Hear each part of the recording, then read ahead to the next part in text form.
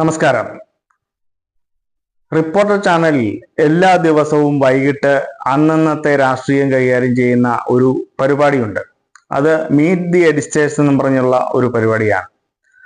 ആ പരിപാടിയിൽ അന്നന്നത്തെ രാഷ്ട്രീയ സാഹചര്യം വിശകലനം ചെയ്യുകയും ആ രാഷ്ട്രീയ സാഹചര്യത്തിനനുസരിച്ചുള്ള ചർച്ചയും ആണ് അതിൽ പറയുന്നത്. മിക്കവാറും ഈ ചാനൽ ചർച്ചയിൽ ഇടതുപക്ഷ പ്രതിനിധികളും അതുപോലെ തന്നെ കോൺഗ്രസിന്റെയും BJPയുടെയും പ്രതിനിധികളെയൊക്കെ വിളിച്ചിരുത്തിക്കൊണ്ട് മറ്റൊരു ചാനൽ ചർച്ച സംഘടിപ്പിക്കുക പതിവാണ്. അതിനുപരിയായിട്ട് മീറ്റ് ദി എഡിറ്റേഴ്സ് എന്ന് പറയുന്ന അവിടുത്തെ ചാനലിലുള്ള ചാനൽ പ്രവർത്തകർ മാത്രം ഇരുന്നു കൊണ്ടുള്ള ഒരു ചർച്ചയാണ് മീറ്റ് ദി എഡിറ്റേഴ്സ്. ആ മീറ്റ് ദി എഡിറ്റേഴ്സിൽ സർക്കാരിനെ കുറിച്ചുള്ള വിലയിരുത്തലുകളും അതുപോലെ തന്നെ കേന്ദ്ര സർക്കാരിന്റെയും അന്നന്നത്തെ രാഷ്ട്രീയ സാഹചര്യങ്ങളും ഒക്കെ വിലയിരുത്തുന്ന ഒരു പരിപാടിയാണ് മീറ്റ് ദി എഡിറ്റേഴ്സ്. ആ മീറ്റ് ദി എഡിറ്റേഴ്സിൽ മിക്കവാറും സത്യസന്ധമായിട്ടുള്ള കാര്യങ്ങളാണ് ഇതുവരെ റിപ്പോർട്ടർ ചാനൽ നടത്തിക്കൊണ്ടിരിക്കുന്നത്. ഇപ്പോ ഇത് പറയാൻ കാരണം ഈ ഇടതുപക്ഷ വിരുദ്ധരായിട്ടുള്ള മറ്റു പല ചാനലുകളുമുണ്ട്. ഏഷ്യാനെറ്റ് പോലുള്ള വലതുപക്ഷ മാധ്യമങ്ങളുണ്ട്, അതുപോലെ തന്നെ ജനം TV ഉണ്ട്, മറ്റ് മീഡിയ വൺ ഉണ്ട്, മറ്റ് ഇടതുപക്ഷ വിരുദ്ധമായിട്ടുള്ള പല ചാനലുകളും നമ്മുടെ കേരളത്തിൽ പ്രവർത്തിക്കുന്നുണ്ട്. യൂട്യൂബിലും അതുപോലെ തന്നെ നവമാധ്യമങ്ങളിലും ഒട്ടനവധി മറ്റു ചാനലുകളും ഉണ്ട്. സർക്കാരിനെതിരായിട്ടും ഇടതുപക്ഷ വിരുദ്ധരായിട്ടുള്ള ആൾക്കാർ ഈ സർക്കാരിനെതിരായിട്ടും ഇടതുപക്ഷക്കാർക്കെതിരായിട്ടും ശക്തമായിട്ടുള്ള പ്രചരണ വേല ഏറ്റെടുത്തുകൊണ്ട് അവർ പല രീതിയിൽ മാധ്യമങ്ങൾ കാര്യങ്ങൾ ചർച്ച ചെയ്യാറുണ്ട്.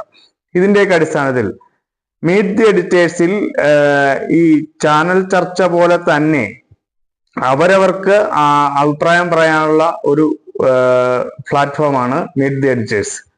ആ മീറ്റ് ദി എഡിറ്റേഴ്സിൽ ഇടതുപക്ഷത്തിന് അനുകൂലമായി മിക്കവാറും സംസാരിക്കുന്നത് ഡോക്ടർ അരുൺകുമാറും അതുപോലെ തന്നെ റിപ്പോർട്ടർ ചാനലിന്റെ ഉടമസ്ഥ അവകാശമുള്ള നുമാണ് മിക്കവാറും ഇതിന് വേണ്ടിയിട്ട് ഇടതുപക്ഷത്തിന് വേണ്ടിയിട്ട് മിക്കവാറും പറയുന്നത്.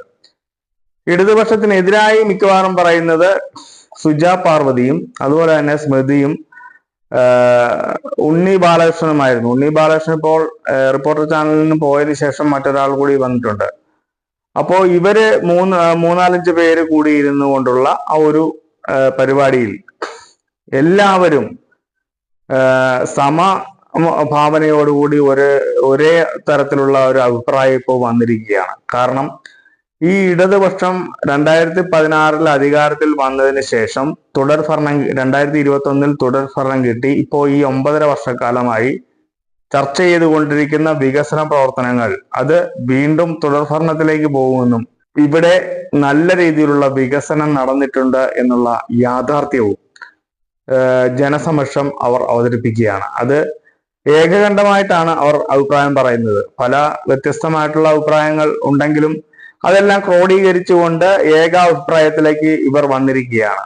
നമുക്ക് ആ മീറ്റ് ദി എഡിറ്റേഴ്സിൽ പ്രധാനപ്പെട്ട ഭാഗങ്ങളിൽ വന്നിട്ടുള്ള അവർ ഇടതുപക്ഷത്തിന് അനുകൂലമായി പറഞ്ഞിട്ടുള്ള ഭാഗങ്ങൾ നമുക്ക് മൊത്തത്തിലൊന്ന് പരിശോധിച്ച് വരാം.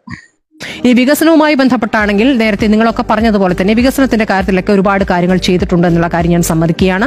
ഈ 9 വർഷം എന്ന് പറയുമ്പോൾ ഒന്നാം പിണറായി സർക്കാരിന്റെ തുടർച്ചയായിട്ടുള്ള കാര്യങ്ങൾ കൂടി നടത്താൻ രണ്ടാം പിണറായി സർക്കാരിന് കഴിഞ്ഞിരിക്കുന്നു എന്നുള്ളൊരു നേട്ടമായി തന്നെ കാണാം. സർക്കാരിനെ സംബന്ധിച്ച് ഈ ഇടത് സർക്കാർ ഈ NH റോഡ് സാധ്യമാക്കിയത് സർക്കാർ ഒരു വിഹിതം കൊടുത്തതുകൊണ്ടാണ്. 25% സർക്കാർ എടുക്കുന്നു എന്നുള്ളതാണ്. അത് സർക്കാരിന്റെ ഭാഗത്തുനിന്ന് വന്നിരിക്കുന്ന ഇനീഷ്യേറ്റീവ് ആണ് എന്നുള്ള കാര്യം സമ്മതിക്കുന്നു. ക്യാപ്റ്റൻസി 10ാം വർഷത്തിലേക്ക് കടക്കുന്നു. പിണറായി വിജയനെ ഞാൻ കുറ്റം പറയുന്നില്ല. കാരണം പിണറായി വിജയൻ ഒരു എതിരാളിയില്ല. പ്രതിപക്ഷം എന്താണ് കാണിക്കുന്നത് എനിക്ക് മനസ്സിലാവുന്നില്ല. അതുപോലെ തന്നെ ഉന്നയിച്ച ആരോപണങ്ങളെ കുറിച്ച് മാധ്യമപ്രവർത്തകൻ ചോദിക്കുമ്പോൾ പ്രതിപക്ഷ നേതാവ് VD സതീശന് മൗനമാണ്. 24ാം പാർട്ടി കോൺഗ്രസും തുടർഭരണം നിർബന്ധമായി ഉണ്ടാകണം എന്നുള്ള ഒരു ഡിക്ലറേഷനോട് കൂടി തന്നെയാണ് പിരിഞ്ഞിരിക്കുന്നത്. അതിലേക്ക് ഇടതുപക്ഷത്തിന് CPIM എത്താൻ കഴിയുന്ന ഒരു സാഹചര്യം തന്നെ നിലവിലുണ്ട് എന്നത് ആർക്ക് നോക്കിക്കഴിഞ്ഞാൽ മനസ്സിലാക്കാവുന്ന സാഹചര്യമാണ്. തീരദേശ പാത വരുന്നു, മലയോര പാത വരുന്നു. നീതി ആയോഗിന്റെ റാങ്കിങ്ങിൽ 1ാം സ്ഥാനത്തല്ലേ? കേന്ദ്ര സർക്കാരല്ലേ നീതി ആയോഗ് നിയന്ത്രിക്കുന്നത് അല്ലേ സുജയ? നീതി ആയോഗിൽ ആരോഗ്യ സൂചികയിൽ കേരളം 1ാമതല്ലേ?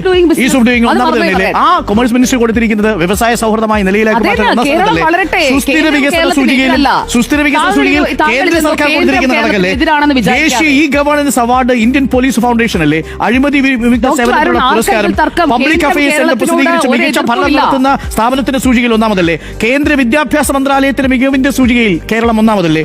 കൂടുതൽ സൗജന്യ ചികിത്സ നൽകിയതിന്റെ പട്ടികയിൽ കേന്ദ്ര എല്ലായിടത്തും സർക്കാരിന്റെ എല്ലായിടത്തും ഒന്നാമതാകട്ടെ. നമ്മൾ ഇവിടെയല്ലേ ജീവിക്കുന്നത്? വലതുപക്ഷ മാധ്യമങ്ങൾ മൊത്തം ഇടതുപക്ഷ സർക്കാരിനെയും ഇടതുപക്ഷ മനോഭാവമുള്ള മറ്റു പ്രവർത്തകരെയും ആക്ഷേപിക്കുന്ന നിലയിൽ വാർത്തകൾ നൽകുമ്പോൾ റിപ്പോർട്ടർ ചാനൽ സത്യസന്ധമായിട്ടുള്ള ചില കാര്യങ്ങളൊക്കെ പറയാറുണ്ട്. അത് ഈ പറഞ്ഞ പോലെ മീറ്റ് ദി എഡിറ്റേഴ്സിൽ വളരെ കാര്യഗൗരവമായിട്ടുള്ള ചർച്ചയും പൊതുസമൂഹത്തിന് ഗുണകരമാകുന്ന നിലയിലുള്ള ചർച്ചയും മറ്റുമാണ് മീറ്റ് ദി എഡിറ്റേഴ്സ് സംഘടിപ്പിക്കുന്നത്. അതിന്റെ ഭാഗമായിട്ടുള്ള ഈ ചർച്ചയിൽ പങ്കെടുക്കുന്ന പല നിലയിൽ പങ്കെടുത്തിട്ടുള്ള ആൾക്കാരുടെ ആ മനോഭാവത്തിൽ വന്നിട്ടുള്ള മാറ്റമാണ് ഇപ്പോൾ ഈ ചർച്ചയിൽ ഉടനീളം നമുക്ക് കാണാൻ സാധിക്കുന്നത്. എന്തായാലും കേരളത്തിലെ മാധ്യമങ്ങൾക്ക് മൊത്തത്തിലൊരു മാറ്റം ഈ പറയുന്നത് പോലെ മീറ്റ് ദി എഡിറ്റേഴ്സിൽ റിപ്പോർട്ടർ ചാനൽ കാണിക്കുന്നത് പോലെ തന്നെ അത് മറ്റ് ചാനലുകളും ചില സമയങ്ങളിൽ വാർത്തകൾ സത്യസന്ധമായി കൊടുക്കാറുണ്ട്. പക്ഷേ ഭൂരിഭാഗവും ഇടതുപക്ഷത്തിനെതിരായിട്ട് അവർ വാർത്തകൾ കൊടുക്കുകയും ഏറ്റവും അവസാനം ഒരു 1-2 മിനിറ്റ് ഇതുപോലുള്ള മറ്റു വാർത്താ മാധ്യമങ്ങളെ 1-2 മിനിറ്റ് സത്യസന്ധമായിട്ടുള്ള വാർത്തകൾ കൊടുക്കുകയും ബാക്കി മുഴുവൻ സമയം കള്ളവാർത്തകൾക്ക് വേണ്ടിയിട്ട് സമയം നീക്കി വെക്കുമ്പോൾ ഇതുപോലുള്ള റിപ്പോർട്ടർ ചാനലിൽ മീറ്റ് ദി എഡിറ്റേഴ്സ് പോലുള്ള പരിപാടികൾ വളരെ സജീവമായി നിലനിൽക്കുന്നത് ജനങ്ങൾക്ക് നല്ല ഒരു തീരുമാനമായിട്ട്, അല്ലെങ്കിൽ ജനങ്ങൾക്ക് നല്ല രീതിയിലുള്ള ഒരു അനുഭവമാണ് ഇതിലൂടെ ഉണ്ടായിട്ടുള്ളത്.